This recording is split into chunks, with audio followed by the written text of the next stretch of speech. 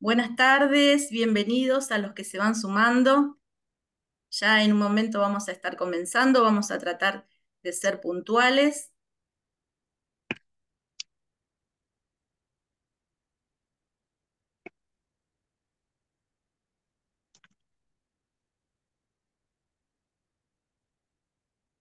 Está programado para que todos estén mutados.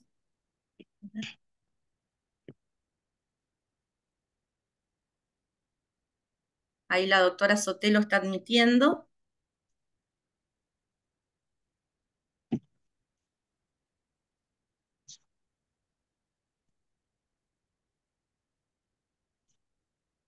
Hay un buen número de participantes, hay muchos inscriptos, ha despertado mucho interés, así que bueno, estamos muy contentos de poder estar realizando esta actividad. Marilina, si te podés mutuar.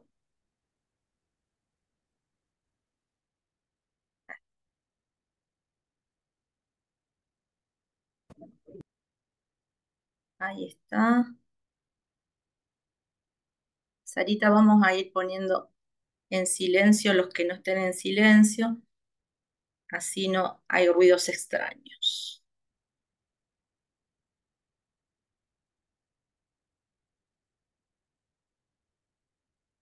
Ya veo caras conocidas, mi querida amiga María Inés de San Luis, de Docentes del Reino, Raquel Albornoz también. ¿Qué tal, Raquel? Hola Carlota, hola a todos.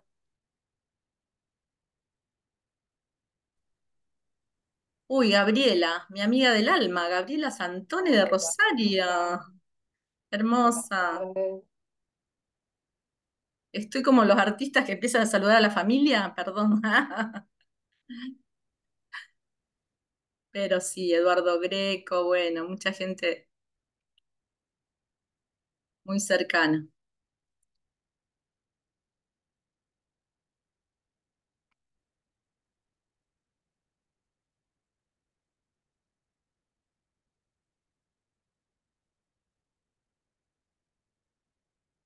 Hola, hola. Hola, Eduardo.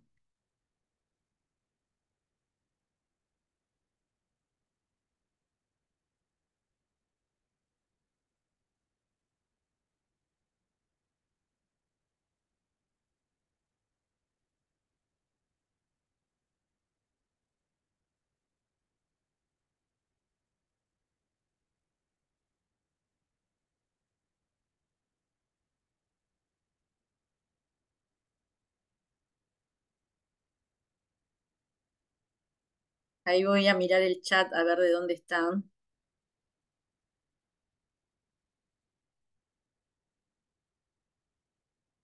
Bueno, ahí me dicen que van a apagar la cámara, nos dice Silvia, Gustavo. Pueden decir de dónde son. Ahí está, Gustavo de Mar del Plata, muy bien, hermosa ciudad.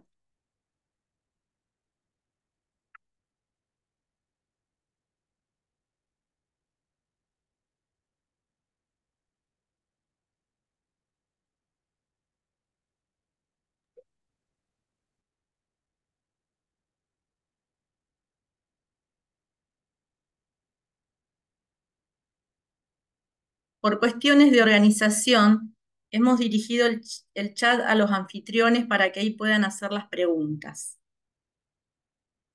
y para hacer más eficiente la organización. Así que pueden, bueno, ahí está Aldemar Sosa, que es de Rosario, bien ahí,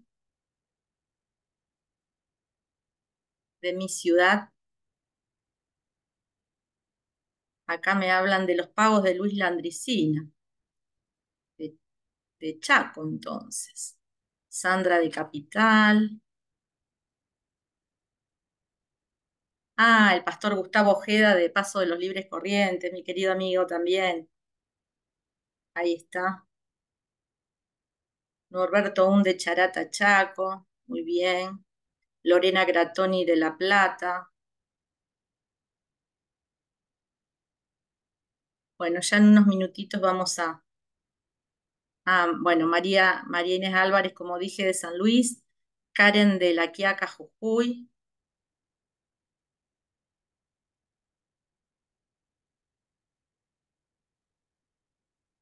y sí, Silvia de Villa Ángelas, desde Arrecife, provincia de Buenos Aires, también está Anabela.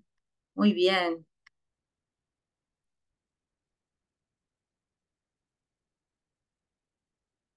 Desde Mina Clavero, Córdoba, ay, hermoso, Mina Clavero, nos saluda Liliana.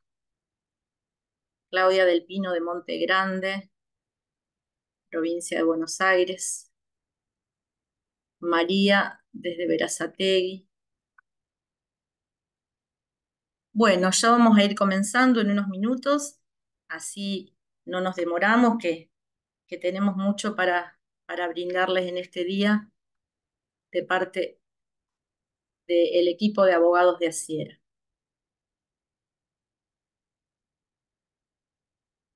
Se van sumando. A veces cuesta con la puntualidad, pero bueno, mientras tanto sigo Nancy Mazzini, que está desde la Ciudad Autónoma de Buenos Aires, desde Cava.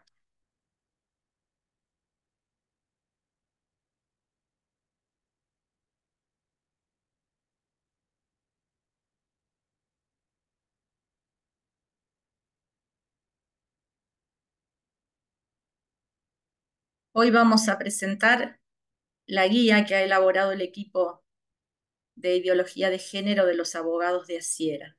Es un material que está en PDF y que luego les va a llegar a ustedes por el mail con el cual se inscribieron.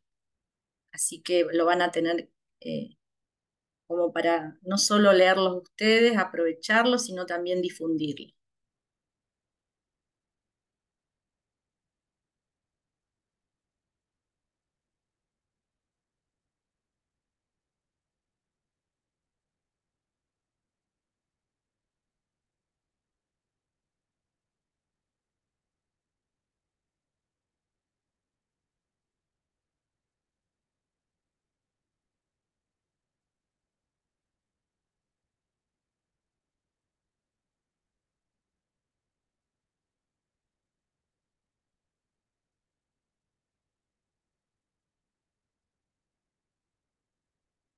Bueno, entró mi amiga Miriam Acosta,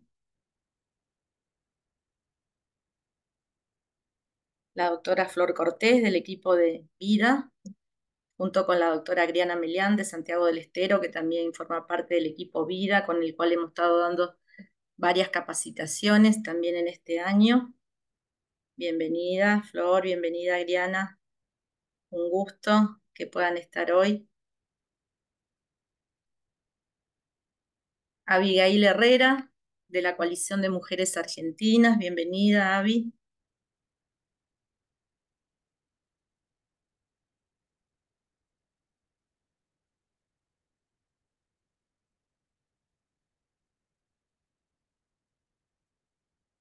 Bueno, muy bien, siendo las 7:10 de la tarde, vamos a dar comienzo a esta presentación. Para nosotros es un gusto. Soy la doctora Carlota López, tengo el gusto, el honor de trabajar con este equipo de los abogados de Asiera, coordinándolos, coordinando a mis colegas, compañeras, hermanas, porque en realidad el trabajo más duro lo hacen ellas en cada equipo. El equipo de abogados de Asiera nació hace 3 años a iniciativa de quien entonces era todavía el vicepresidente a cargo de la presidencia, el doctor Christian Hoff. Ahora es el presidente de Asiera, con la idea de que podamos nosotros estar trabajando con los proyectos de ley que surgen en áreas como la libertad religiosa, la ideología de género, los temas que tienen que ver con la vida, aborto, eutanasia, y en aquellas cuestiones que estén afectados los derechos de las personas. No solamente para nosotros, los cristianos, los miembros de las iglesias evangélicas, sino que esto, como decimos, casi como un lema que tenemos, que es para bendecir a la nación. Que el trabajo que hagamos sea, además, no solamente de crítica, de análisis, sino también de proponer temas de proponer cuestiones, de tener iniciativas legislativas, y bueno, así estamos trabajando hace 3 años. En el año 2023 y 2024, el equipo de ideología de género estuvo trabajando intensamente en este material que ahora tenemos la oportunidad de poder brindárselos. En esta tarde-noche que para nosotros es muy especial, porque es como presentar un hijito que uno tiene en sociedad. Entonces, a veces nuestro trabajo no se ve tanto, estamos como detrás, preparamos notas, dictámenes, pero a veces no somos de los que ustedes van a ver tanto a las caras. Hoy, por eso para mí es un gusto que puedan ver a muchas, especialmente la mayoría somos mujeres, les aclaro, las encargadas somos todas mujeres y bueno, pero mujeres de armas tomar en el mejor aspecto, en el mejor sentido de la palabra. En este caso, lo que vamos a hacer hoy es presentar, no es una capacitación, es una presentación en sociedad, pero hemos querido darle algunos aspectos fundamentales para que ustedes puedan utilizar este material de la mejor forma. Yo ahora, antes de comenzar, vamos a hacer una oración y después le paso con la encargada de todo esto y un poco al artífice, la que ha estado trabajando en todo esto, que es la doctora Yelenka Farena, que nos honra al ser tan joven pero tan dinámica y tan activa en tantas cosas. Así que vamos a entregar esta reunión a nuestro Señor y después vamos a empezar con esta presentación. Señor, en esta tarde te damos gracias, gracias por este tiempo que nos permitís vivir, en que la iglesia, Señor, se levanta como es lo que es, como luz, como luminares, Señor, que somos, en medio de una generación de tinieblas. Gracias, Señor, porque podemos estar edificando el cuerpo de Cristo con la profesión de abogados. En el nombre de Jesús te pido que guardes cada detalle técnico, cada detalle de lo que vamos a exponer, cada cosa, Señor. Bendecí a los participantes, gracias por su vida, que ellos pueden estar, Señor, interesados también, no solo en enriquecerse ellos, sino también en bendecir a otros, Señor. Bendecí a mis hermanas que van a estar exponiendo, dales claridad, Señor, dale, Señor, de la gracia que vos nos has dado para poder transmitir esto que queremos brindar, Señor. Te pedimos que bendigas a Sierra, que bendigas a Cristian y a todo el Consejo Directivo Nacional, que bendigas a todos los pastores, Señor, a lo largo y a lo ancho de nuestro país, que hacen un trabajo tan hermoso, no solo espiritual, sino también social, Señor, y bendiciendo, Señor, a cada una, Señor, de los lugares donde ellos se encuentran, Señor. Bendecí a las familias de Argentina, bendecí a los niños de Argentina, a los adolescentes, Señor. Estamos haciendo esto porque vos nos mandaste, Señor, a que hagamos esto por uno de estos pequeñitos, porque tu palabra nos promete que si hacemos algo por uno de estos pequeñitos, lo hacemos por vos, Señor. En el nombre de Jesús te damos gracias y te bendecimos. Amén y amén.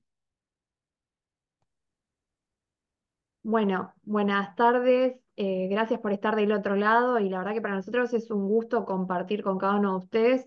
Es una temática que cada vez, digo, viene estando más en el centro de la escena y que gracias a Dios se han tomado cartas en el asunto para poder dar distintas respuestas y distintas estrategias sobre lo que tiene que ver con la educación sexual integral y cómo tomar posicionamiento de lo que es la responsabilidad primaria y lo vamos a ver un poco hoy en lo que es la presentación del material.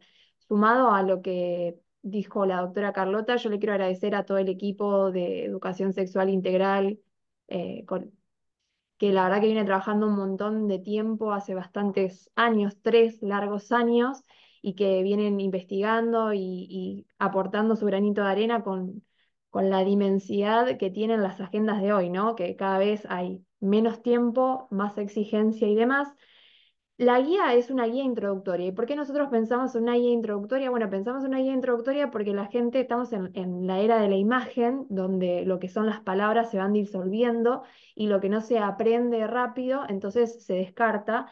Y la idea es poder generar algunos mecanismos de aprendizaje rápido que sean como los peldaños elementales para poder pararse frente a una sociedad que promueve determinados disvalores y decir, bueno, cómo reacciono, qué es lo que tengo que hacer, cuál es el contexto normativo, cuáles son los insumos que yo tengo desde distintas dimensiones, ¿no? Porque no solamente es la dimensión legal, sino que hay una dimensión sociológica, una dimensión filosófica, psicológica, también de lo que tiene que ver con la pedagogía, los derechos y deberes como padres, pero también como docentes.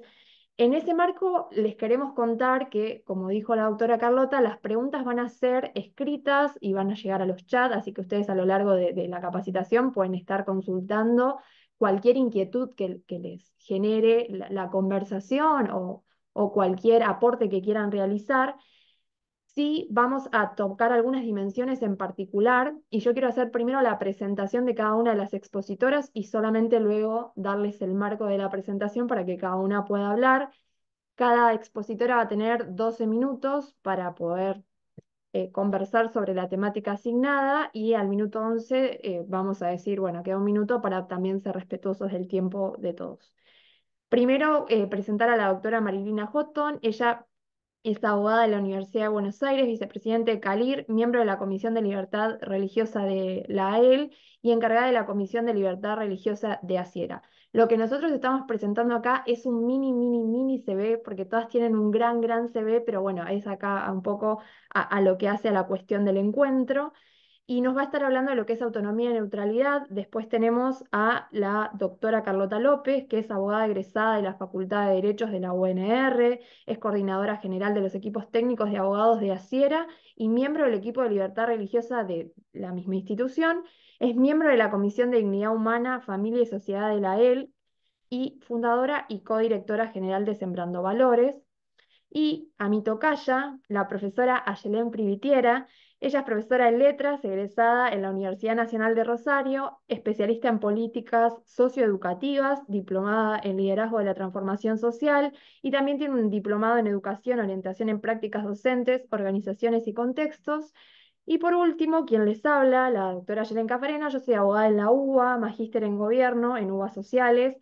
Soy secretaria de la Comisión de Bioética del Colegio Público de Abogados de la Capital Federal y también soy miembro de la Institución de Derechos de Cultos y Libertades Religiosas del mismo instituto y encargada de justamente la Comisión de Educación Sexual Integral en el equipo de abogados de ASIERA. Para nosotros es un honor recibirlos y le damos la palabra a la doctora Marilina Houghton, que nos va a hablar sobre lo que tiene que ver con la neutralidad y la autonomía. Bueno, buenas tardes a todos. Celebro este, este día, esta charla, este Zoom. Primero felicitar al grupo eh, que está trabajando todo el tema de la ESI y hacer esta presentación me parece que es fundamental. Y tenemos que tener el conocimiento necesario para poder ejercer nuestras defensas.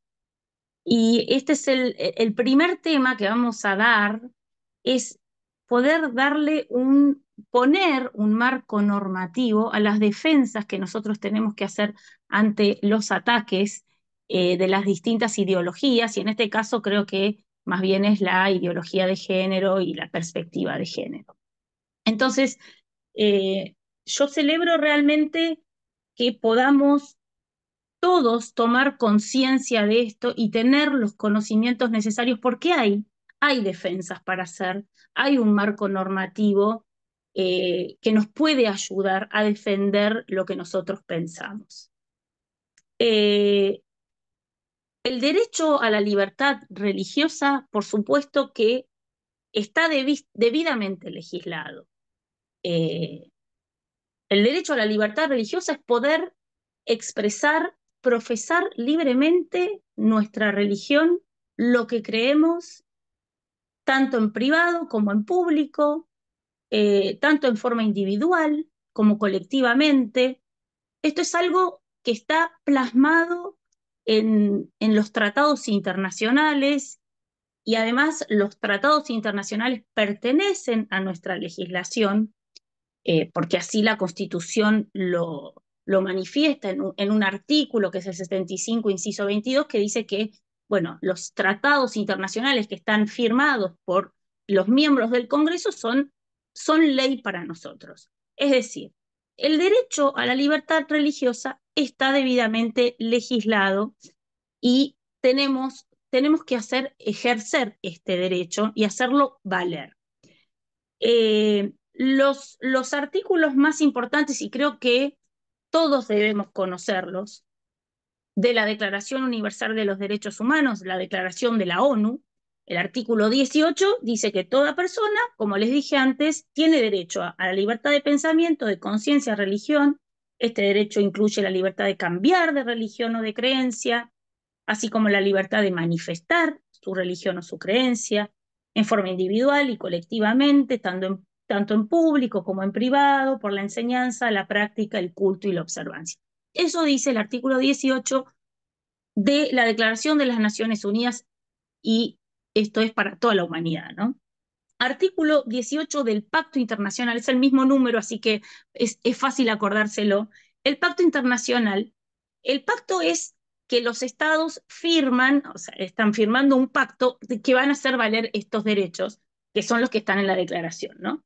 El artículo 18 del Pacto Internacional vuelve a repetir en primer inciso lo mismo, pero después hay otros 3 incisos más, o sea, son 4 incisos el artículo, y es muy importante lo que dice, porque ya el artículo 2 expresa, nadie será objeto de medidas coercitivas, esto es importante, o sea, nadie nos va a obligar, que puedan menoscabar su libertad de tener o de adoptar la religión o las creencias de su elección. La libertad de manifestar la propia religión o las propias creencias estará sujeta únicamente a las limitaciones prescritas por la ley que sean necesarias para proteger la seguridad, el orden, la salud o la moral público o los derechos y libertades fundamentales de los demás. Los límites son esos, no son otros. Tengámoslo en cuenta. Para cuando las chicas hablen de ESI, tengamos en cuenta cuáles son los límites. Y si estoy afectando a los demás es un límite, pero si no estoy afectando a los demás no hay límite. Nadie me puede obligar a ciertas cosas. El inciso 4. Los estados partes en el presente pacto se comprometen a respetar la libertad, ojo con esto, ¿no? La libertad de los padres, esto dice, los estados partes en el presente pacto, Argentina, se comprometen a respetar la libertad de los padres y, en su caso, de los tutores, para garantizar que los hijos reciban la educación religiosa y moral, ojo, no es solamente religiosa, y moral, dice, la educación religiosa y moral que esté de acuerdo con sus propias convicciones. Porque podemos quizás decir que esta cuestión no es una cuestión religiosa, es una cuestión moral. Bueno, también los padres tenemos este derecho. Por lo cual es importante que tengamos en cuenta cuáles son los derechos. Estamos hablando aquí de derechos individuales, los derechos de las personas, los derechos de libertad religiosa de las personas. Pero a su vez, este derecho de libertad religiosa también tiene una fase colectiva, ¿no? Nosotros, obviamente, profesamos nuestra religión en general en congregaciones, en comunidad. Entonces, existe un derecho de libertad religiosa que es colectivo. Este es el derecho que tienen las iglesias. Las iglesias tienen el derecho también a la libertad religiosa. Las instituciones, la institución. Y uno de los principios fundamentales de esta libertad religiosa que tienen las instituciones es el principio de autonomía. ¿Y qué significa esto de la autonomía? Consiste en que las iglesias tienen la capacidad, poseen la capacidad de poner sus propias normas de gobierno y organización, ingreso y egreso de fieles, la elección de autoridades, juzgar todos sus asuntos propios, definir su régimen de disciplina interna, establecer su doctrina. Esa es su autonomía. Nadie se puede meter en lo que esta iglesia o esta confesión religiosa decide, cómo decide gobernarse, cómo decide qué doctrina va a tener. Bueno, en eso es autónoma. Y el Estado no puede inmiscuirse en esas cuestiones.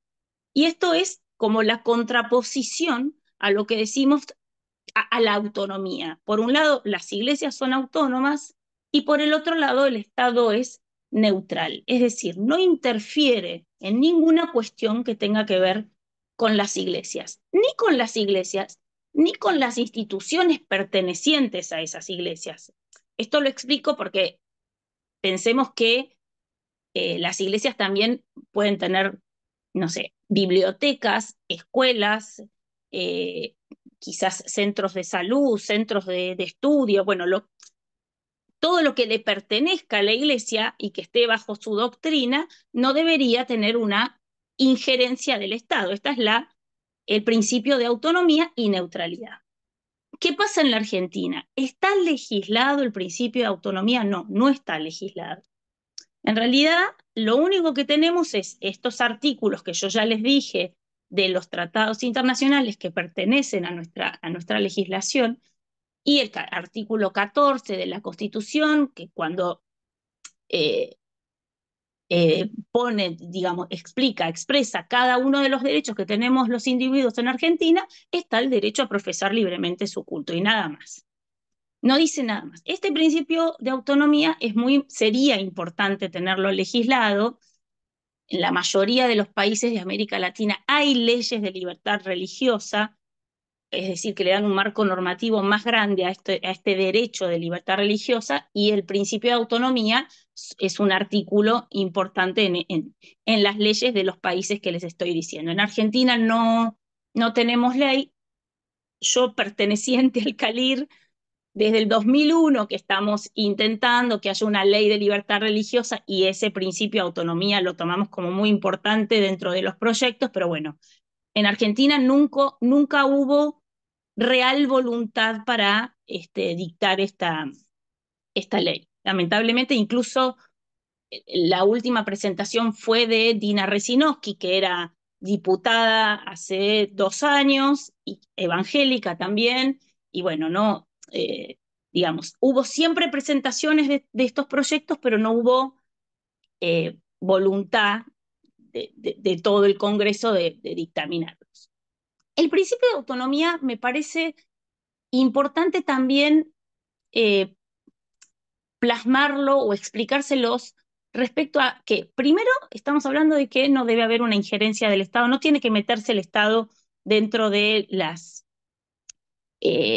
dentro de la parte privada, digamos, de cada religión y de cada iglesia. Pero también el principio de autonomía es respecto a cualquier otra injerencia, por ejemplo, de individuos, digamos. La iglesia está por encima del derecho de un individuo. Por ejemplo, la iglesia tiene una doctrina, ¿no? Y hay un fiel, un nuevo participante de esa religión, de esa confesión religiosa, que está en contra de cierta doctrina de esa iglesia. Por ejemplo, alguien que, no sé, cambió su género, que antes era mujer y ahora es hombre, y cambió el género, y quieren que en esa iglesia se lo reconozca como tal es hoy, y quizás en esa iglesia la doctrina es otra. Entonces, bueno, esa persona tendrá la libertad, como dice el artículo que les leí antes, de quedarse o irse, pero no puede pretender modificar ciertas cuestiones doctrinales. O sea, su derecho a libertad religiosa es irse a otro lado. Entonces, la autonomía se contrapone a lo que es la neutralidad. Respecto a la neutralidad del Estado, quiero aclarar un tema que me parece que es muy importante. La neutralidad del Estado tiene que ver con que el Estado, primero, no interviene en las religiones, pero además es neutral, es decir, no decide, no toma decisiones con bases religiosas y con ningún sistema de creencias, ¿no? Entonces, si hablamos de la ideología de género, es una ideología. La ideología de género es un sistema de creencias también. Entonces, tanto las religiones como las ideologías son sistemas de creencias. Nada más que la religión tiene como base en su sistema de creencias un ser supremo, en este caso Dios, ¿no es cierto? Nosotros creemos nuestro sistema de creencias tiene esta base. La ideología de género tiene otro sistema de creencias y otra base que tiene que ver más bien con la perspectiva de género. Por lo cual, si el Estado nos está obligando a cierta ideología, y más si la ideología es antirreligiosa, como es la perspectiva de género, no está siendo neutral, no está cumpliendo con este principio fundamental de la neutralidad del Estado. Entonces, si nosotros tenemos que ejercer una defensa, lo primero que tenemos que decir es, no nos pueden imponer una ideología, porque está afectando este principio de la neutralidad del Estado. Y está afectando la autonomía de las instituciones que deben enseñar cierta, eh, por ejemplo, la ESI, con una ideología que viene detrás, ¿no? Y que va en contra de los principios o la doctrina de esa iglesia o de esa escuela confesional o, o cualquier lugar donde se meta esta cuestión. 1 minuto, Pero Marina. además, ¿nos queda un minuto?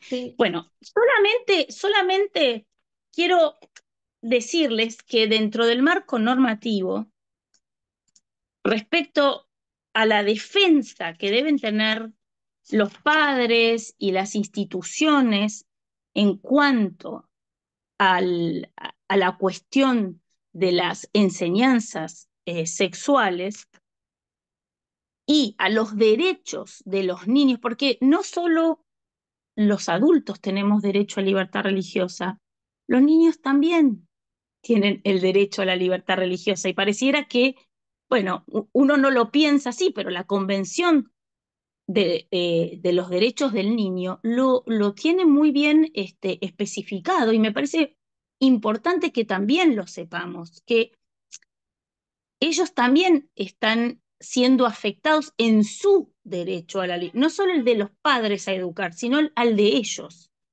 El artículo 3, inciso 2 de la Convención de los Derechos del Niño dice: los Estados partes se comprometen a asegurar al niño la protección y el cuidado que sean necesarios para su bienestar, teniendo en cuenta los derechos y deberes de sus padres, tutores u otras personas responsables de él ante la ley. Y con ese fin tomarán todas las medidas legislativas y administrativas adecuadas. Después el artículo 5 del mismo dice: los Estados partes respetarán las responsabilidades, los derechos y los deberes de los padres, respetarán, o en su caso los miembros de la familia ampliada, según establezca la costumbre local de los tutores u otras personas encargadas del niño e impartirle en consonancia con la evolución de sus facultades, eso hay que pensarlo con este tema que vamos a hablar después, dirección y orientación apropiadas para que el niño ejerza los derechos reconocidos en la presente convención. El artículo 14, yo se los leo porque me parece que el pueblo no puede perecer por falta de conocimiento, lo dice la palabra. Así que sepamos todo lo que necesitamos para poder ejercer nuestros derechos. Dice: los Estados partes respetarán el derecho del niño a la libertad de pensamiento, de conciencia y de religión. Ojo, es un derecho de los niños también, el derecho a la libertad religiosa. Los Estados respetarán los derechos y deberes de los padres y, en su caso, de los representantes legales, de guiar al niño en el ejercicio de su derecho de modo conforme a la evolución de sus facultades. Otra vez habla de la evolución de sus facultades.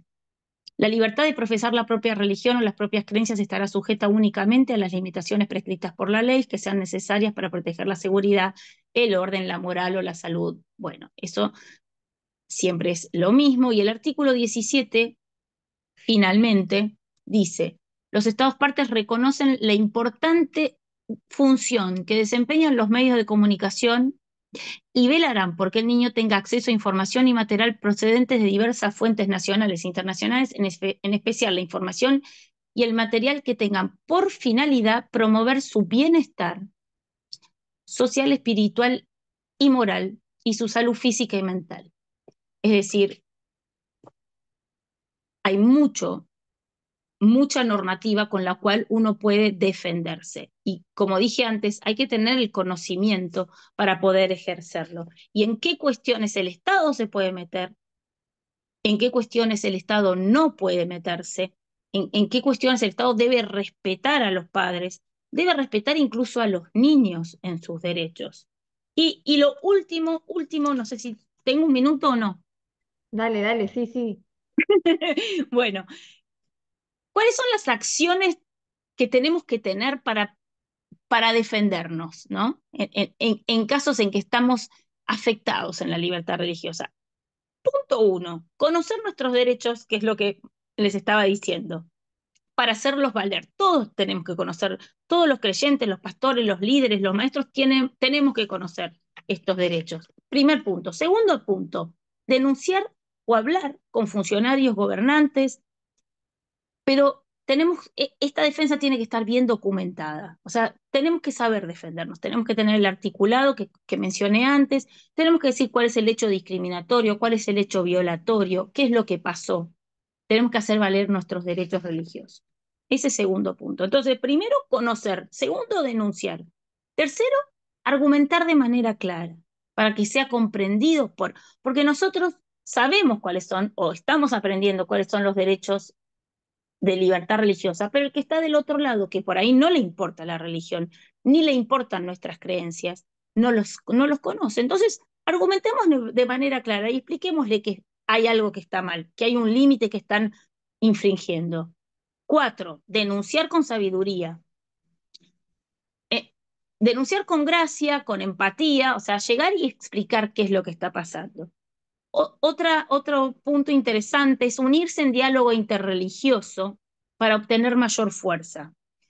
Por ejemplo, nosotros en el Calir, aunque no tengamos todos la misma doctrina, está la iglesia mormona, la iglesia evangélica, la iglesia católica, los templos judíos, bueno, son muchas las confesiones que están dentro del Calir, del Consejo Argentino para la Libertad Religiosa, pero nos unimos en defensa de ciertos valores que compartimos y bueno, me parece que es inteligente hacer esto, ¿no? Unirse con los demás para tener mayor fuerza. El sexto punto, tener cada vez más funcionarios, legisladores y jueces que defiendan nuestros valores. Es decir, promovamos la inserción en todos estos lugares del cristiano, ¿no? Para que podamos eh, difundirlo. Y finalmente, acudir a la justicia. Antes estaba el INADI por temas de discriminación, por ejemplo, bueno, ahora no está, pero el Ministerio de Justicia tiene un departamento específico sobre discriminación y sobre estas cuestiones que a los cuales nosotros podríamos acudir. Así que bueno, termino para no alargarlo demasiado, pero me parece importante. Felicito de vuelta esta iniciativa. Sepamos cuáles son nuestros derechos, sepamos que los derechos están y que están siendo afectados y que tenemos defensa y que debemos ejercerla. Así que bueno, les mando un saludo a todos, les agradezco por esta oportunidad. Lo paso. Gracias, gracias Marilina. Antes que empieces, Ayelén, quiero saludar que justamente hablando del Consejo Argentino de Libertad Religiosa, ahí lo tengo conectado al doctor David Froll, que es el presidente del Consejo Argentino de Libertad Religiosa. Es para nosotros, del que también formo parte, es para nosotros un honor contar con él, con su presencia en este Zoom. Muchas gracias, David. Bueno, ahora sí, adelante, Ayelén, con tu exposición.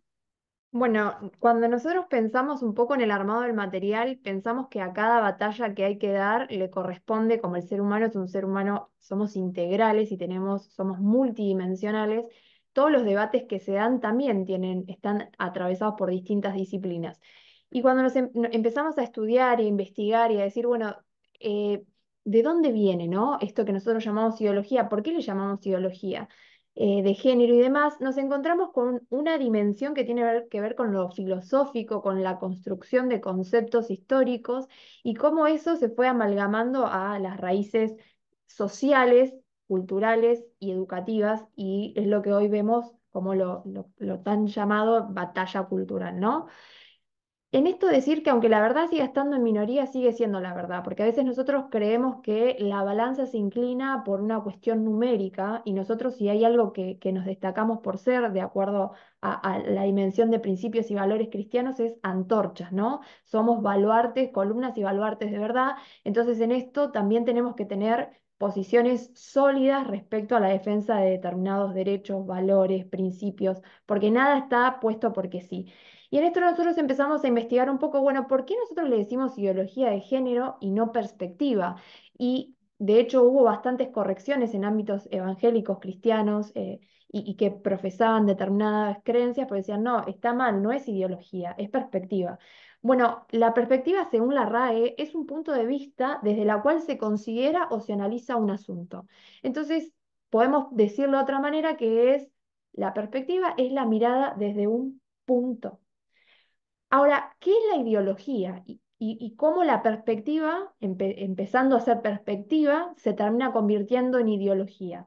Bueno, la ideología fue acuñada, el término originariamente fue acuñado por Destus de Tracy en el siglo XVIII, como parte de un proyecto filosófico que tenía que ver con una ciencia que estudia las ideas que se basan en fundamentos lógicos y lingüísticos.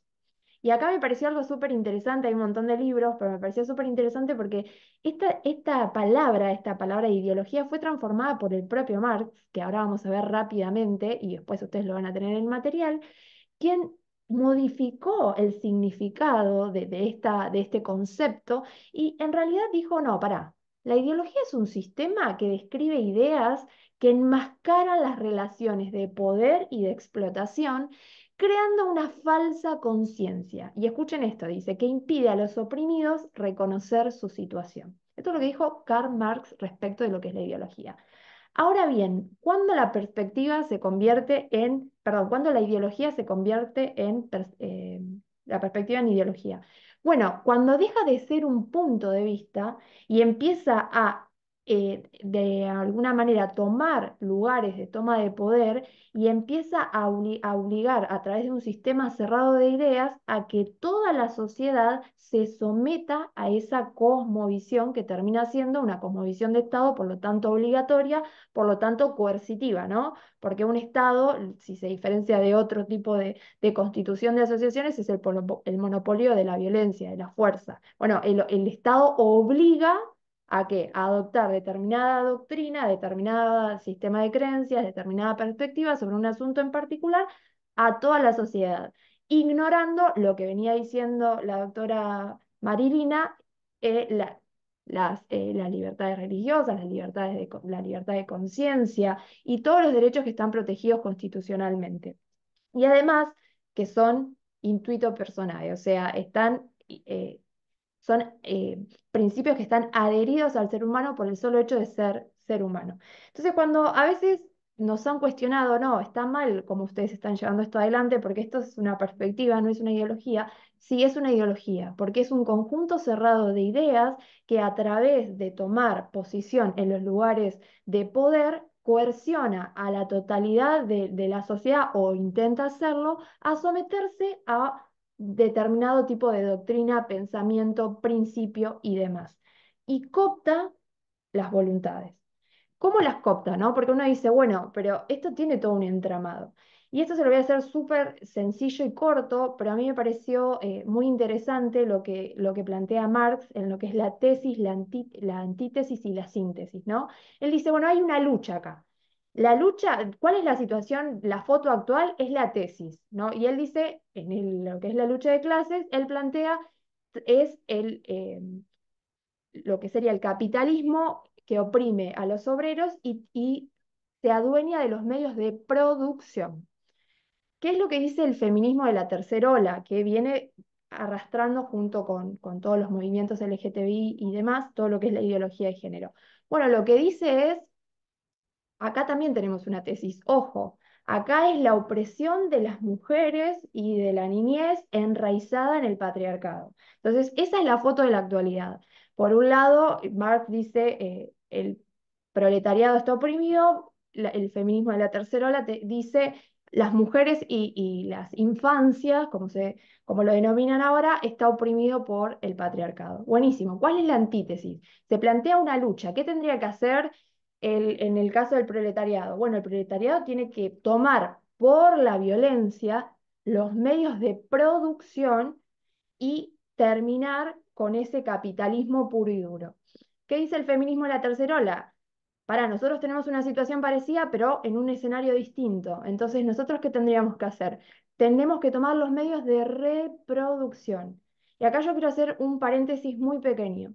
La reproducción no es solo reproducción en términos reproducción humana, sino también es en reproducción de contenidos culturales y educativos. Porque hay un libro que seguramente habrán leído, que es el libro de la Nueva Izquierda, por lo menos la parte que escribe Agustín Laje, es la que a mí más me ha nutrido, tiene que ver con esto de que como no se pudo concretar la batalla contra el capitalismo puro y duro, fueron por los medios de reproducción cultural, social, educativa. ¿Por qué? Porque si uno toca lo que tiene que ver con las bases del conocimiento, con la base de la creación de la identidad, con la base de lo que tiene que ver con las culturas, costumbres y prácticas, desde la niñez, entonces transforma en los paradigmas sociales de forma permanente. Y entonces, ¿cuál es la síntesis que propone, ¿no? Marx y el feminismo radical que es de la tercera ola? Bueno, Marx dice, la síntesis es una sociedad sin clases, donde todos sean iguales y iguales después vemos en qué sentido, pero donde no haya diferencias de ningún tipo. ¿Qué es lo que dice el feminismo radical? Nuestra revolución es parecida porque nosotros vamos a tomar por la violencia los medios de reproducción humano, pero también cultural y educativo, y vamos a lograr una sociedad sin sexo. Sexo es la categoría biológica, género es la categoría social. Vamos a lograr una sociedad unisex, donde las diferencias no solo no sean evidentes, sino que se vayan diluyendo. Y en esta práctica empiezan a boicotear lo que tiene que ver con el rol de la familia y de quién depende o no la educación primaria. Entonces, una de las cosas que nosotros pusimos en esta guía es, bueno, ¿de quién es la responsabilidad de educar? Porque en definitiva, el Estado, de alguna manera, se mete a través del poder ejecutivo en sus distintas tres dimensiones, nacional, provincial y municipal, y empieza a controlar y empieza a ingerir en el modo de concebir la vida que tienen los menores de edad, que tienen una protección especial además. Bueno, hay algunas citas que están muy buenas. Hidalgo y Carrasco hablan de que la familia es la unidad y organización social primaria, ¿no? Y hablan que tienen un rol para la reproducción de las próximas generaciones, la sociabilización de la base de los niños y la transmisión de valores, ideales, pensamientos y conceptos de la sociedad a la que pertenece. Y en esto empieza a generarse una lucha por ver de quién son los hijos, ¿no?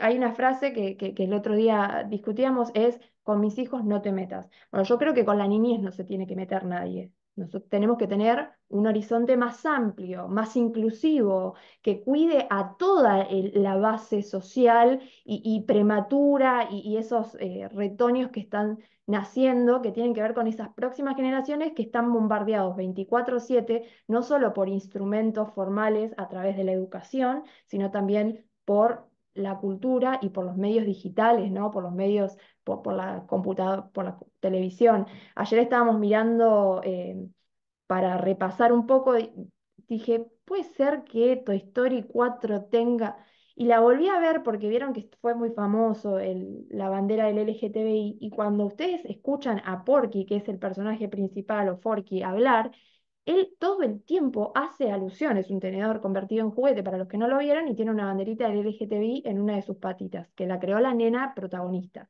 Y una de las cosas que propone justamente es, bueno, yo soy basura porque no me puedo asumir como soy y entonces no soy lo que soy, pero lo que quiero ser no puedo porque estoy limitado por mi constitución primaria. Y una de las cosas de que los autores proponen, los autores del feminismo radical y de todos los que están atrás, los pensadores, los ideólogos, los que están horas y horas escribiendo detrás de una computadora, estudiando para poder profundizar estas raíces sociales, educativas, culturales y también legales, porque en definitiva la batalla después se termina dando en el ámbito del Congreso, tiene que ver con, bueno, la familia, dijo Simone de Beauvoir, es un nido de perversiones. Hay otra autora que es Judith Butler, que tiene varios libros, pero son todos muy nefastos, pero habla de lo que es la desaparición de las distinciones del sexo y que tenemos que ir a la disolución también de la transmisión cultural a través de la familia y que los hijos son hijos del Estado. Son hijos de todos, pero no tienen nadie que ejerza la responsabilidad parental sobre ellos. Entonces, en esto es súper importante entender de dónde viene, porque detrás de todo sistema hay una mente, y a veces se trata de una mente animal, carnal, y que tiene un trasfondo que va en contra de los principios rectores, en particular del cristianismo. De hecho, les vamos a dejar parte del material que está cargado y ahora resumo y le paso la palabra a Carlota, que tiene que ver con cómo se atenta contra lo que es el matrimonio heterosexual, y ellos le dicen, bueno, normado, y hablan de que es en los manuales que están circulando no solo en la provincia de Buenos Aires, sino en el Estado Nacional de lo que fue quedando residualmente, y hablan de que la familia reproduce la desigualdad todo el tiempo de manera permanente y que tendría que tender a diluirse porque eso es una idea originaria del cristianismo que después fue acompañada por algunas reformas sociales y que eso instala una desigualdad, la reproducción de la violencia, pero además deja afuera y construye normalidad que no es normal, ¿no? Y habla específicamente del cristianismo.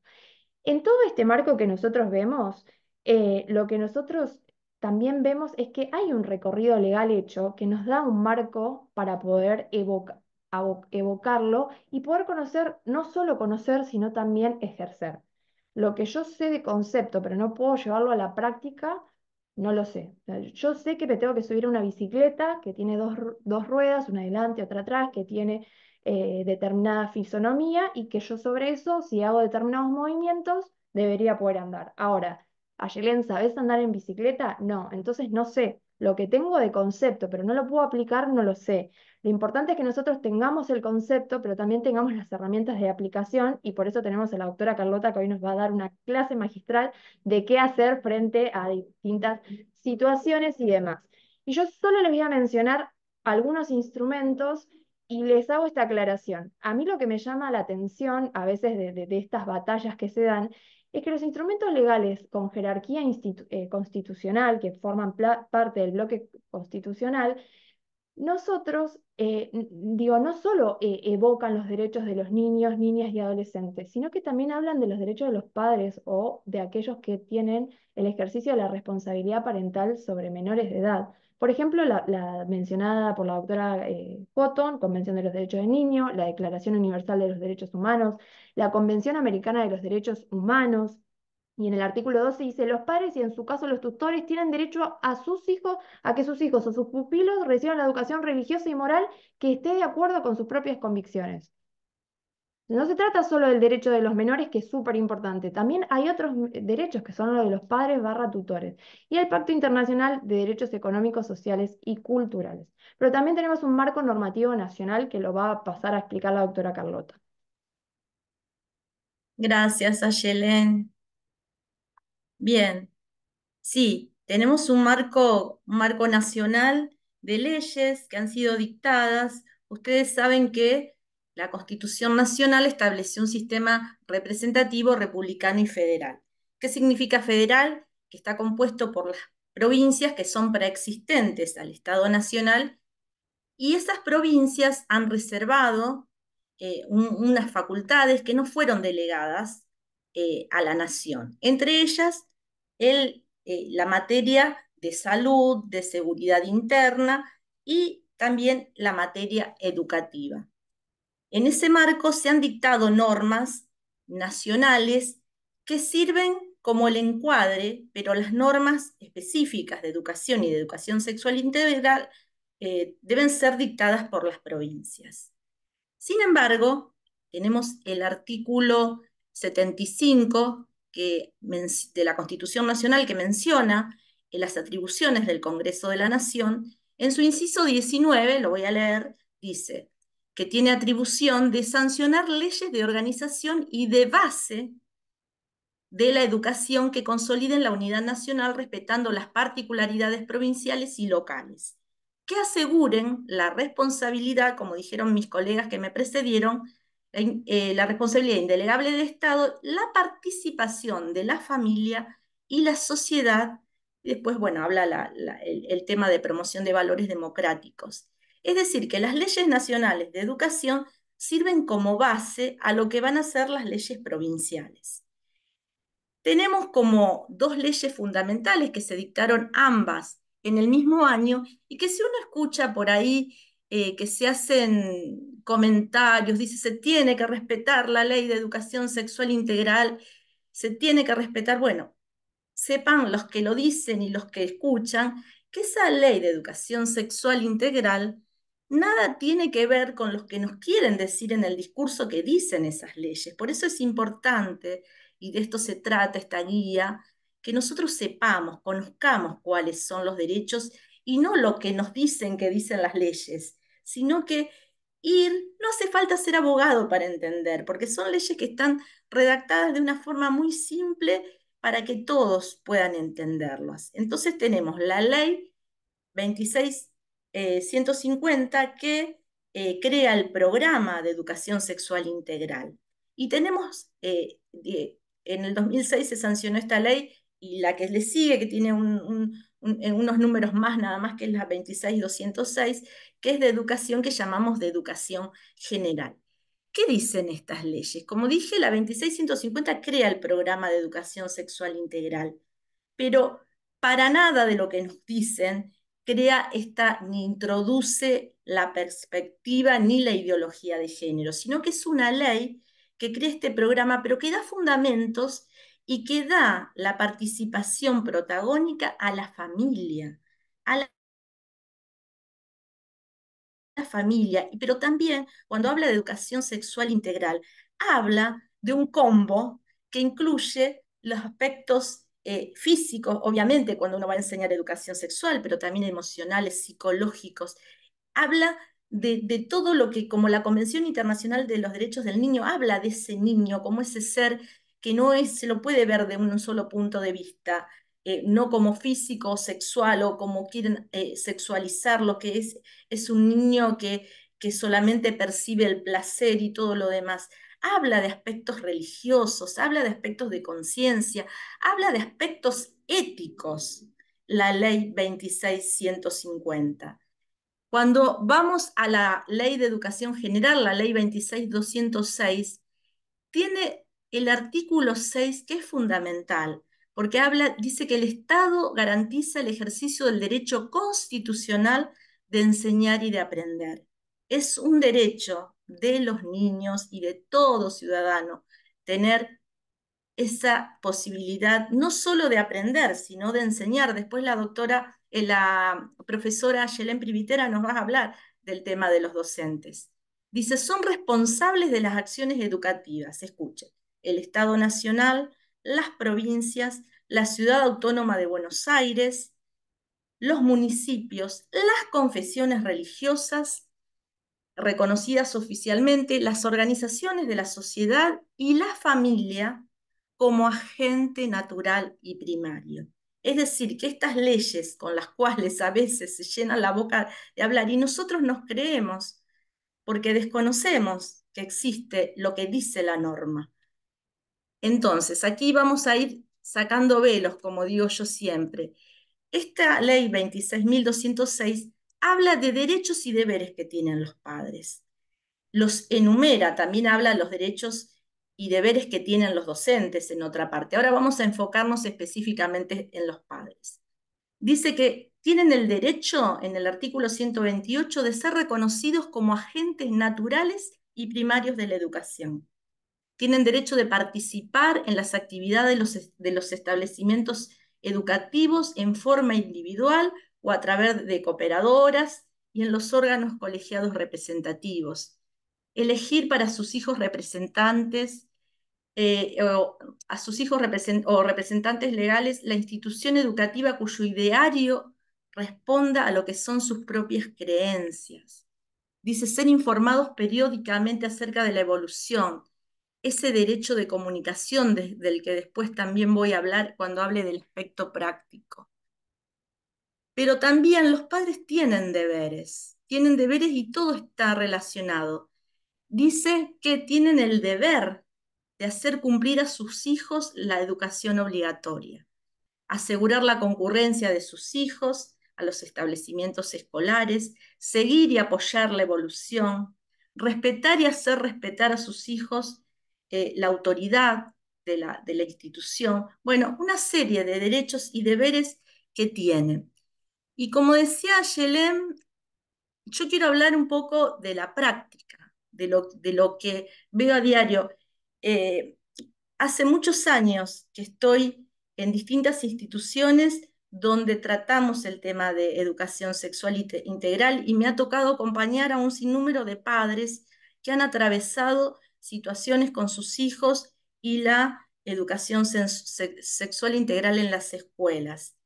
En primer lugar, no debemos desconocer, y acá hay gente de fe, de que hay una guerra espiritual, de que hay un ataque específico, un plan, como contaba Ayelén, un plan específico en contra de los niños. Y que ese plan no es solo un plan legal, sino también es o social o ideológico, sino que también hay una cuestión espiritual. Y es fundamental que como padres, como abuelos, como familia, como tíos, como docentes, trabajemos mucho en el tema del fortalecimiento de la identidad de los niños. Enseñarles aún de muy chiquito y a sabiendas de que se van a enfrentar con estos desafíos, el trabajar con su identidad. ¿Quiénes son? Nosotros sabemos que somos hijos de Dios y que somos criaturas de Dios, fuimos creados por Dios. Y fuimos creados con una identidad entre las cuales está la identidad sexual, que ellos puedan tener muy firme esa convicción, aunque sean chiquitos, ya enseñarles que son niños o que son niñas, enseñarles eso. Y después, en esto lo que considero esta parte espiritual, también tener mucho discernimiento. Habló también Marilina de este tema, y mucha sabiduría para encarar las estrategias que vamos a afrontar. Existe un rol que es de los padres, pero también existe un rol que tiene la ciudadanía en general. Es decir, no solo cuido a mis hijos, no solo cuido a mis nietos, no solo cuido esto, sino como también decíamos al principio, que como abogados de Asiera, creemos que tenemos una responsabilidad social y una responsabilidad con la nación, de no cuidar solamente a nuestros hijos. Bueno, yo lo mando a mi hijo a una escuela cristiana que ahí no le enseñan nada de eso, y nos ponemos las orejeras y seguimos adelante. No, que todo lo que hagamos redunde en beneficio de los hijos de los otros, de los ateos, de los que no creen, de las verdes, de los que sea. Que lo que nosotros hagamos redunde en beneficio y lo que trabajemos a diario redunde en beneficio de todos ellos. Y voy a hablar ahora del rol de los padres, pero no desde un punto de vista que ya hablé de lo legal y de lo que venimos hablando. En lo práctico, en la práctica, lo que yo me encuentro a diario. Porque leímos todo y vemos lo hermoso que es, todos los derechos que tienen los padres. Y retomando las palabras de Ayelem, pero ¿ejercen esos derechos los padres? Los muchos docentes que están aquí presentes saben a qué me refiero, lo que les cuesta lograr un compromiso desde el hogar de parte de los padres.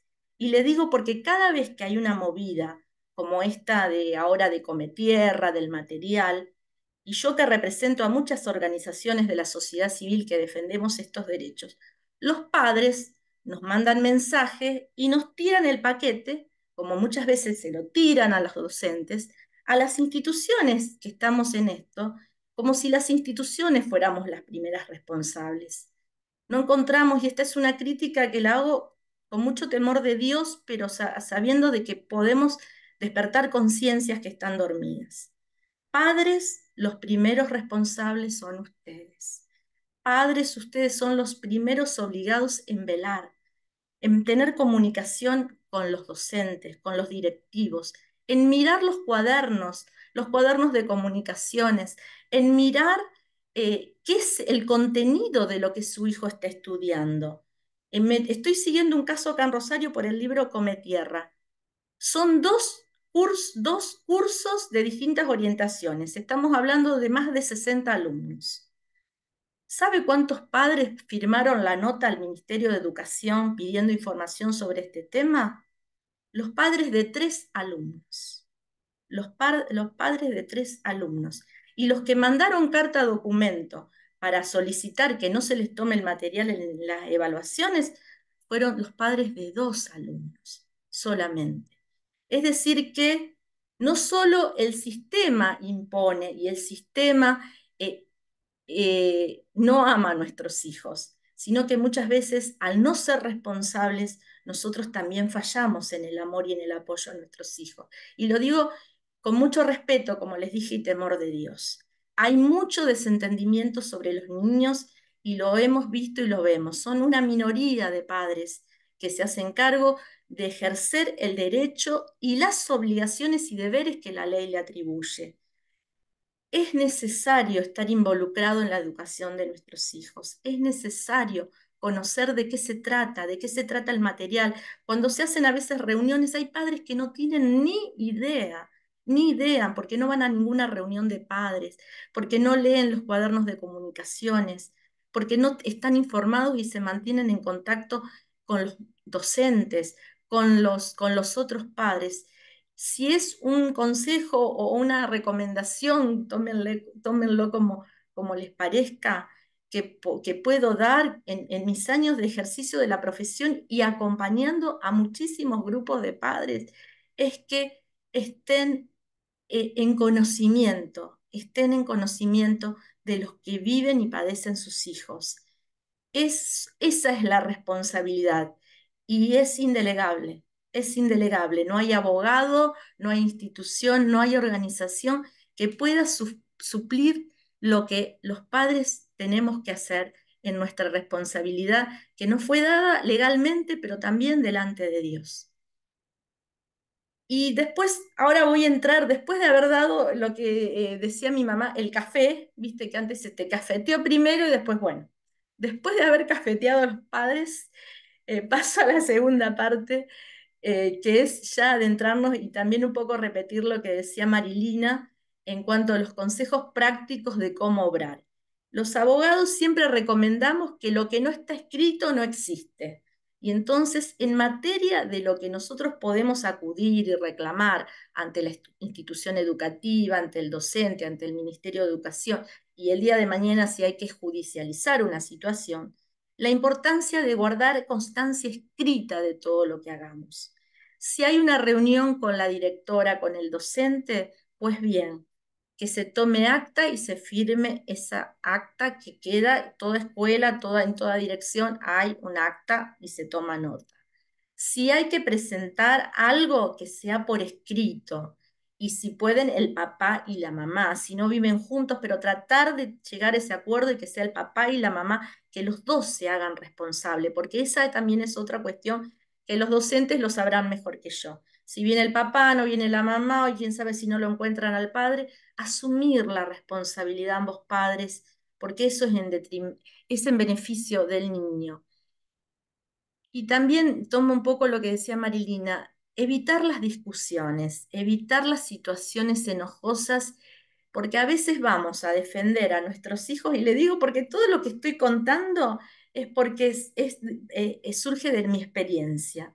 Vamos a defender a nuestros hijos de que no le enseñen cosas que no son apropiadas y terminamos insultando a la docente, al directivo, y delante de nuestros hijos es peor, como dicen, el remedio que la enfermedad. Guardemos las formas, guardemos la educación, seamos realmente sobrios, como dice la palabra. Podemos defender nuestra postura sin entrar en la bajeza de la discusión, de la descalificación. Miren, acá está Yelén y están otros que hemos estado en la causa Provida y hemos tenido enfrente a gente que descaradamente ha defendido el aborto y sin embargo Dios nos ha dado gracia para defender nuestra postura con seriedad, con respeto. No, no, que nuestros hijos no sean testigos de que perdimos la compostura ante una discusión seria, sino que seamos coherentes.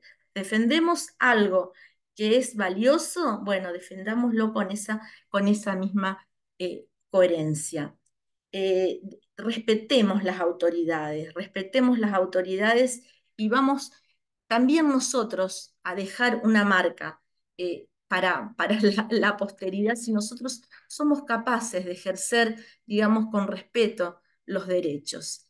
Eh, Esta guía es una guía que va a incluir una nota, un modelo de nota que a nosotros nos parece muy importante que tengan los padres, que es algo previo y para evitar todas estas cuestiones. Una nota donde los padres le puedan hacer saber a la escuela que ellos en ejercicio de estos derechos, y mencionamos muchas de las normas que hoy se mencionaron aquí en este Zoom, donde se respalda el derecho de los padres y por qué nosotros no nos oponemos a que nuestros hijos sean educados en educación sexual integral, porque eso también hay que decirlo. Porque eso también hay que decirlo. La escuela es válido que el Estado se preocupe, es válido que el Estado quiera que el niño sea educado, porque muchas veces hay situaciones, por ejemplo, como los abusos que existen, que son intrafamiliares, que el niño no puede expresar en su hogar ciertas situaciones y que los puede hablar en la escuela, en un ámbito donde se está dando educación sexual integral con valores, con respeto, con conocimientos y base científica. Y otra cuestión es que también los padres muchas veces no estamos preparados con todas las herramientas para poder enseñar a los chicos. Entonces, no es una negativa y una cerrazón así sin motivo, sino que nosotros lo que no queremos es que se le enseñe una educación sexual totalmente atravesada por la ideología, cualquiera sea, en este caso es la ideología de género, pero podría ser otra ideología. Y sabemos como lo que explicó la doctora Marilina, que la cuestión de la neutralidad, el Estado no tiene por qué meterse en ninguna ideología. Y bueno, esa nota va a ir adjunta con el material que vi que preguntaron en el chat, va a ir en respuesta a los mails que han mandado, como le mandamos el enlace de Zoom, va a estar. Y les recomendamos que la lean, que nos manden un mail si no entendieron algo, que podemos explicarlo, que la difundan entre los otros papás, para así ejercer la defensa activa y comprometida de los derechos de nuestros niños. Como decía en la oración, si lo hacemos por uno de estos pequeñitos, lo hacemos por el Señor, que podamos ser ese factor de cambio, que podamos ser un factor de cambio para bien, no solo de nuestros hijos, sino de todos los niños de la República Argentina. Muchas gracias. Y ahora le pasamos con Ayelén Privitera. Adelante, Ayé. Ahí está.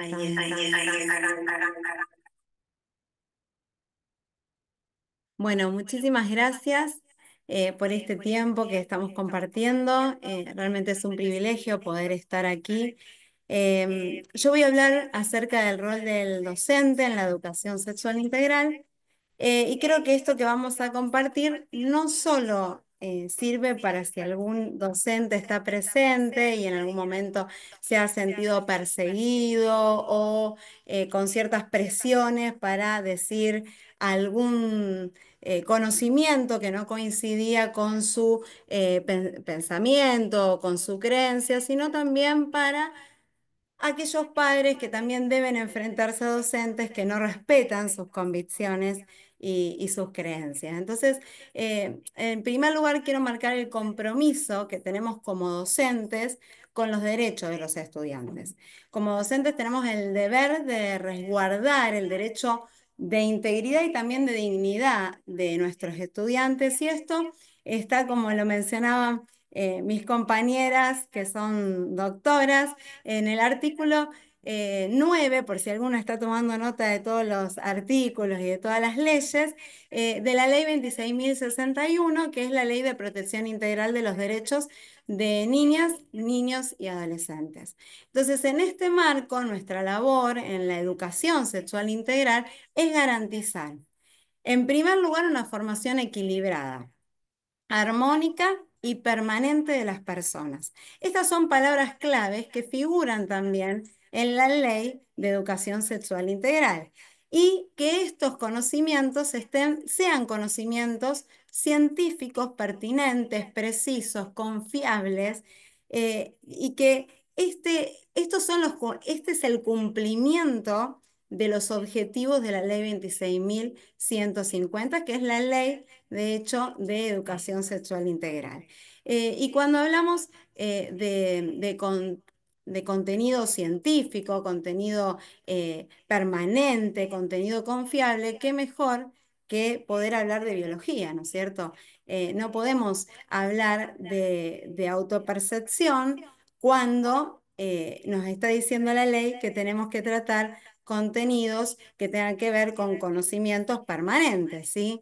Hay muchas veces que damos un ejemplo muy gráfico. Si yo me presento con una cabeza gigante y un cuerpo muy pequeño, o los brazos uno más largo que el otro, mi cuerpo pierde armonía, ¿no es cierto? No es armónico.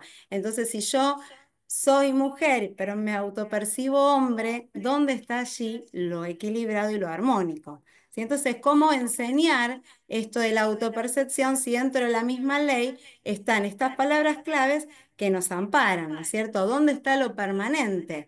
No hay nada más permanente que la biología, que la genética, que la embriología, que las ciencias naturales.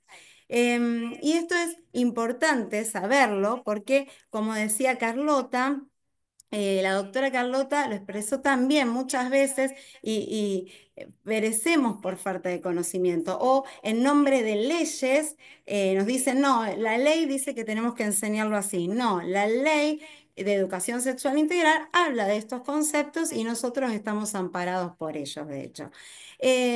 Otra de las cuestiones que tenemos que tener en cuenta como docentes es el respeto a la familia y a la diversidad de creencias. Es fundamental que los docentes tengamos este respeto, ya que la familia de nuestros docentes y nosotros como docentes y sus familias y los estudiantes conformamos la comunidad educativa. Y la familia, como decía Yelén también, es el agente natural y primario de la educación de sus hijos. Y así lo señala la Ley de Educación Nacional, ¿no es cierto? Y esto implica garantizar las convicciones religiosas y morales de la familia, porque últimamente hablar de religión y de moral se ha transformado como en mala palabra, ¿no? Pero la ley nos ampara, ¿sí? Que sean respetados en el ámbito educativo. De hecho, son pactos que mis compañeras los han mencionado, el Pacto Internacional de Derechos Civiles y Políticos, ¿sí? Habla de esta libertad de los padres y tutores para que sus hijos reciban la educación religiosa y moral que esté de acuerdo con sus convicciones. Creo que estas leyes, estos artículos en especial los tenemos que saber, memorizar y tener presentes, ¿sí? Como docentes es muy importante entonces que tengamos en cuenta esta pluralidad. De hecho, en un Estado democrático, la educación sexual integral no puede limitarse a una sola ideología, o como se le llama, como nos explicó bien Ayelén, perspectiva de género, pero en realidad es una ideología, excluyendo así otras creencias u otros enfoques que obviamente quedan silenciados, amordazados, discriminados. Entonces, un Estado democrático no puede de ninguna manera reducir la propuesta educativa a una sola corriente de pensamiento. Eso lo tenemos que tener presente, ¿sí? La imposición de una visión ideológica obviamente vulnera derechos fundamentales como la libertad de pensamiento, de conciencia, de expresión, que son protegidos por tratados internacionales como los Pacto de San José de Costa Rica, que mencionaban mis compañeras con más elocuencia incluso porque son doctas en el tema, ¿sí? En este sentido, como docente, debemos estar alerta, ¿no es cierto? Y evitar que se vulneren también nuestra libertad de creencias, nuestra libertad ideológica, religiosa, de pensamiento, de expresión, ¿sí? Y la libertad de cátedra, ¿sí? Muchas veces somos objeto vivimos medidas coercitivas dentro de algunos establecimientos educativos y que pueden obviamente menoscabar nuestras libertades. Pero la libertad de cátedra se contempla en la Ley de Educación Nacional también, entre otros, como decía, Pacto Internacional de Derechos Civiles y Políticos, el Pacto de San José de Costa Rica, ¿sí? Donde dice que nadie será objeto de medidas coercitivas, como me lo mencionaban anteriormente Carlota, Yelén, Marilyn, ¿sí? Y en la Ley de Educación Nacional, los docentes de todo el sistema educativo tienen como derecho el ejercicio de la docencia sobre la base de la libertad de cátedra y libertad de enseñanza. Esto es muy puntual en caso de algunos docentes que están siendo perseguidos o que se sienten arrinconados, bueno, tienen la libertad no solo de expresión, como lo dice nuestra propia Constitución, sino también como docentes, la libertad de cátedra y la libertad de enseñanza. Como docente también debemos exigir, como lo decía antes, que se respete el derecho de los niños, niñas y adolescentes y a su integridad física, sexual, psíquica y moral, ¿sí? Que fue un artículo que de hecho lo pudieron estar explayando también. Ellos, los niños, los adolescentes, tienen que ser protegidos contra toda agresión física, psicológica y moral. Y muchas veces hemos leído, hemos visto información que llega a las escuelas que son transmitidas en el aula, que obviamente atentan completamente contra este derecho, ¿no es cierto? Entonces, el Estado, en un Estado democrático, obviamente, nuestros estudiantes son objeto de derechos, no de tutela estatal. Es decir, que el Estado democrático cumple obviamente la función de administrar los bienes de un territorio, pero asegurándose de qué forma administrarlo, asegurándose de que todos tengan acceso a la educación, pero esto no le otorga de ninguna manera el privilegio ni la designación de elegir cómo educar a los niños o adolescentes. El Estado es garante de la educación, pero no es tutor. Porque muchas veces dicen, la educación es un derecho, sí, es verdad, y el Estado es un garante de la educación, pero no ejerce el derecho primario que es de la familia. Entonces, es nuestra responsabilidad como docentes, obviamente, proteger y garantizar estos derechos, promover una formación integral. Cuando hablamos de formación integral, repito lo que dijo Carlota, no solo los conceptos biológicos, sino también educar en la afectividad, en la inteligencia emocional, es parte de la ESI, que desarrolla el pensamiento crítico, la libertad de expresión y pensamiento. Entonces, en todo esto, ¿cuál es el papel de las instituciones educativas? Bueno, es la de ser una colaboradora subsidiaria, podríamos decir, en la educación de los niños y adolescentes. Es decir, que las instituciones educativas deben colaborar subsidiariamente con las familias en la educación sexual de sus hijos, ¿sí? Sin por eso avasallar convicciones, creencias. Las familias, de hecho, sabemos que depositan su confianza en las escuelas, esperando obviamente que éstas proporcionen un conocimiento basado en la ciencia, destinado, como debe ser la ESI, a la prevención, al desarrollo armónico de la afectividad humana. Sin embargo, muchas veces cuando el conocimiento científico lo vemos tergiversado por las ideologías, se fractura esta relación de confianza entre familia y escuela y así se desvirtúa la función de una institución educativa como un espacio de aprendizaje. Esto es importantísimo tenerlo en cuenta. Nuestro compromiso como docente, hay un compromiso con la educación sexual integral. Como decía la doctora Carlota, es fundamental ser astutos, ser inteligentes, ¿no es cierto? Creo que como docentes y también como familias no debemos oponernos por oponernos. Es decir, debemos dejar en claro que estamos absolutamente de acuerdo con la educación sexual integral, pero basada en saberes científicos y respetando nuestras convicciones, respetando nuestros principios, nuestros valores, respetando también muchas veces que lo vemos que no se respeta, las etapas evolutivas de cada uno de los estudiantes, ¿sí? El compromiso con este marco vincular entre familia y escuela, y poder respetar así las convicciones de la familia. Es decir, en conclusión, para ir terminando y no ser tan extensa, defendemos, creo que todos los que estamos acá, porque estar a las 8:30 de la noche en la presentación de una guía que es tan hermosa, que tuve el placer de poder verla, leerla, compartirla, entiendo que es porque todos estamos defendiendo una educación sexual integral desde la afectividad, basada en principios, basado en valores, y cuya aplicación para nosotros es fundamental que contribuya al pensamiento crítico, al desarrollo equilibrado del cuerpo, del alma y el espíritu, porque muchas veces también la parte espiritual se deja de lado y como personas íntegras que somos, hay una parte espiritual que hay que volver a darle valor. Y también que fomente la libertad, por supuesto, de pensamiento, de convicciones, de expresiones.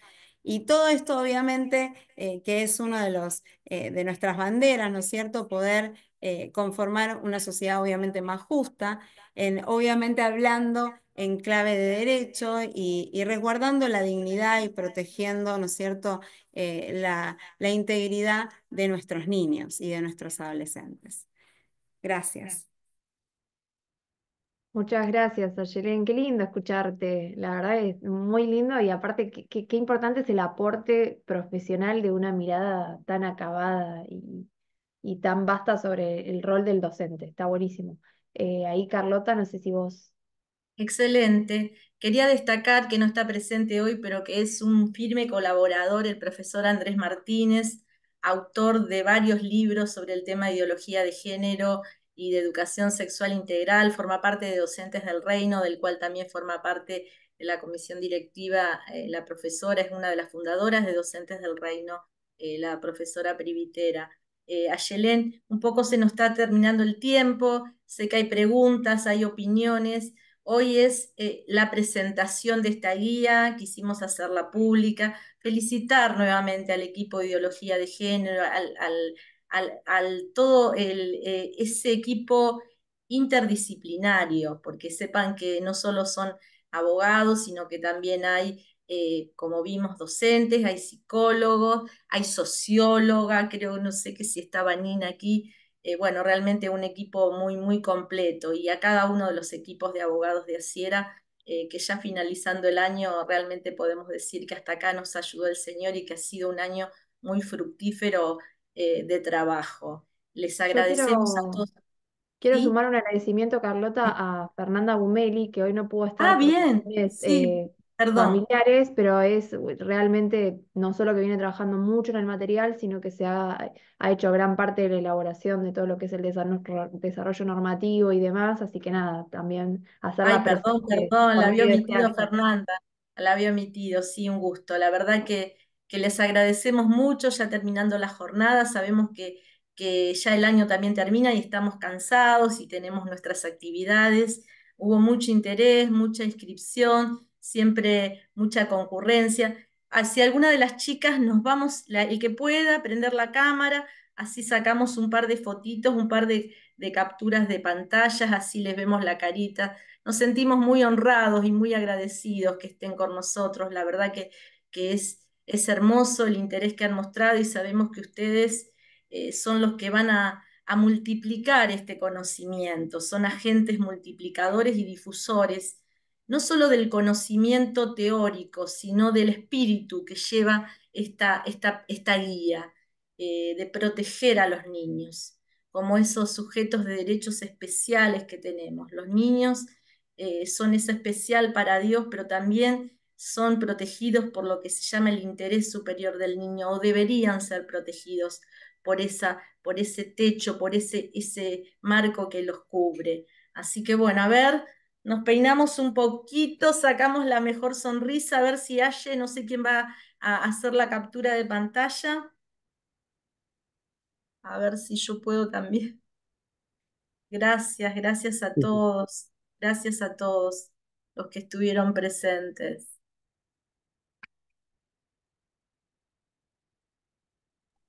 Ahí está. A ver la otra pantalla, que hay dos. de verdad que somos más lindos cuando sonreímos, ¿eh? Algunos Dios nos ha dado menos de belleza que otros, pero igual cuando sonreímos la mejoramos a la situación. Se hace notar, se hace notar cuando sonreímos que tan fuleros no somos, ¿no es cierto? Bueno, muchas gracias, gracias, gracias a las expositoras, brillantes como siempre, Marilina, las dos Aye, hermosas, Eh, todo lo que han expuesto. Gracias a todos los que puedo, estuvieron presentes. A ver, puedo, doña puedo Miriam, puedo agradecer porque esto era una necesidad muy grande. Si bien Asiera nos dio un protocolo de cómo trabajar con el abuso sexual infantil y la violencia de las mujeres, esto también es una herramienta muy importante, ya que nos hemos sentido avasallados como padres, como docentes, cómo enfrentar y afrontar esta situación de la ideología de género que tan fuerte se vino a las aulas y que tanto está afectando. Como hijos de Dios podemos zafar, ¿no? Pero vemos que no todo el mundo tiene esta postura y hemos visto cómo en la provincia de Buenos Aires ha sido muy fuerte y la reacción, ¿no es cierto? Así que muy agradecida a Ciera por esta herramienta que nos está brindando. Muchas gracias. gracias. Ahí nos entran mensajes de agradecimiento, gracias, gracias. Seguimos en contacto, ya le va a llegar el mail. Esta reunión ha sido grabada, así que bueno, cuando los chicos de multimedia ellos puedan subir a YouTube, también vamos a compartir por mail el enlace. No sé si Marilina, querés agregar algo, a Yelén, y si no, ya siendo 20:32 vamos cerrando, así cada uno va a sus, a su- a sus quehaceres diarios. Muchas gracias a todos, que Dios los bendiga.